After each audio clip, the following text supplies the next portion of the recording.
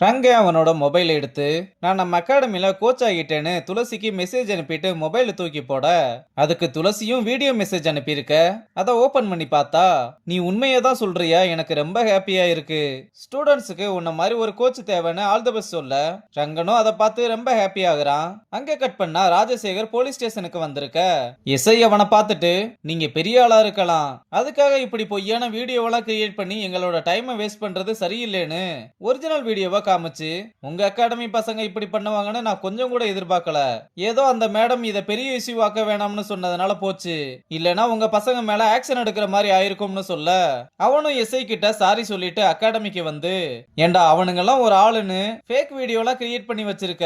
அவனுங்க லெவலுக்கு இறங்கி சண்டை போட்டா அவனுங்களுக்கும் நமக்கும் என்னடா வித்தியாசம்? ஏண்டா இவன் தான் அறிவுகிட்டத்தனமா கோவத்துல பண்றானா, உங்களுக்கு எங்கடா போச்சு அறிவு? நான் இந்த அகாடமிக்காக ஃபியூச்சர்ல பெரிய பெரிய பிளான்லாம் வச்சிருக்கேன், இப்படி சின்ன புள்ளத்தனமா சண்டை போட்டு குவாலிஃபயர்ஸ்ல மட்டும் கோட்டை விட்டீங்க எல்லாத்தையும் தொலைச்சு போடுவேன்னு சொல்லிட்டு போறான். அங்க கட் பண்ணா நம்ம அகாடமில பசங்களா வார்ம் அப் பண்ணிக்கிட்டு இருக்கும்போது கோச் வந்து எல்லாரையுமே அசெம்பிள் ஆக சொல்லிட்டு ஒரு நல்ல பேட்ஸ்மேன் ஆகணும்னா என்ன வேணும்னு கேட்க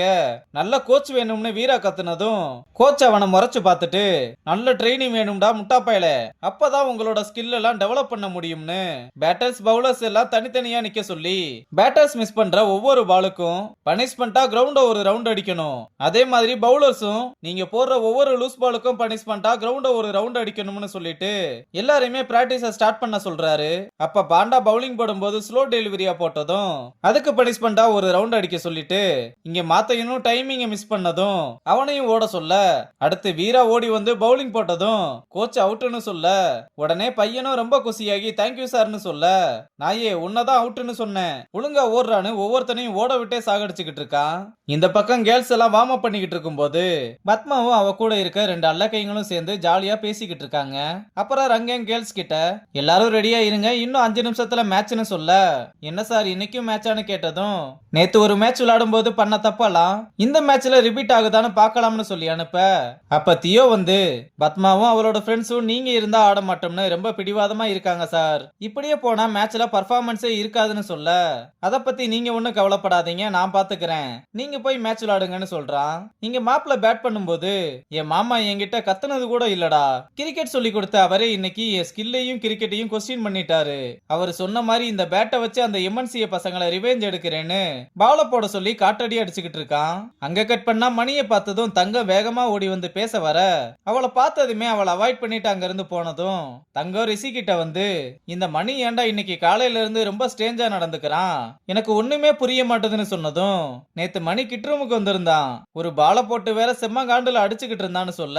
தங்கமும் யோசிச்சு பார்த்து இதுக்கு காரணம் கண்டிப்பா மணி லவ் பண்றதுதான்னு சொன்னதும் ரிஷி வேகமா மணி லவ் பண்றான்னு உனக்கு தெரியுமான்னு கேக்குறான். தங்கமும் என்னது எனக்கு தெரியாமலையா, நான் போய் இதுக்காக சில வேலையை பார்த்துட்டு வரேன்னு தியோ கிட்ட வந்து மணி ரொம்ப நல்ல பையன், இதெல்லாம் நான் சொல்லி உங்களுக்கு தெரியணும்னு அவசியம் இல்ல, இருந்தாலும் அவனோட சைல்டுஹுட் ஃப்ரெண்டு நானே சொல்றேன்னா பாத்துக்கங்களேன்னு சொல்ல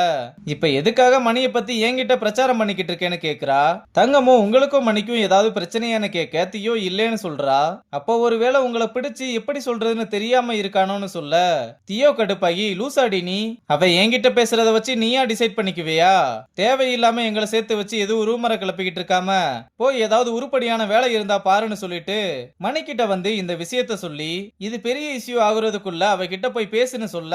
சி இப்படி எல்லாமா பேசியிருக்கா, அவளே ஒரு லூசு, அவகிட்ட என்ன பேசினாலும் தப்பாதான் புரிஞ்சுக்கிறா, இங்க இருக்க எல்லாருக்குமே தெரிஞ்சது அவளுக்கு தெரியலையான்னு கடுப்பாகி சரி நானே அவகிட்ட போய் பேசி தொலைறேன்னு சொல்றான். அப்ப வினய் அகாடமிக்கு வந்து ரிஷிய வலுக்கட்டாயமா வண்டியில ஏத்தி வேகமா ருக்மணியோட ரூமுக்கு வந்து என்ன அகாடமி நடத்துறீங்க, இதுதான் நீங்க ஸ்டூடெண்ட்ஸ பாத்துக்கிற லட்சணமானு கேட்க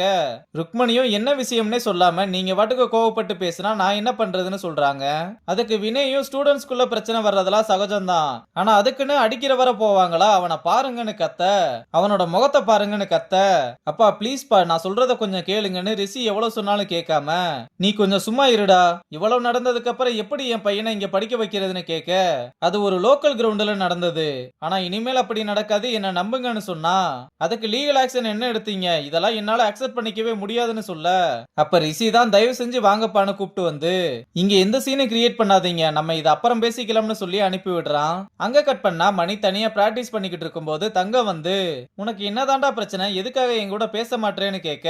இங்க இருக்க எல்லாருமே என்னையும் தியோவையும் சேர்த்து வச்சு பேசுறாங்களே, அது உன்னை கொஞ்சம் கூட அஃபெக்ட் பண்ணலையான்னு கேக்குறான். அதுக்கு தங்கம் சிரிச்சுக்கிட்டே, என்ன ஏன்டா அஃபெக்ட் பண்ணணும், நீ தியோவை லவ் பண்ற, அவங்க சீனியரா இருக்கிறதுனால உனக்கு கொஞ்சம் கில்ட்டா இருக்கு, அதனால சொல்ல முடியாம அவஸ்தைப்படுற, அவ்வளவுதானே, நீ ஒன்னும் கவலைப்படாத, நான் சொல்லி புரிய வைக்கிறேன்னு சொல்ல, உனக்கு என்ன அவ்வளவுதான் தெரியும்ல,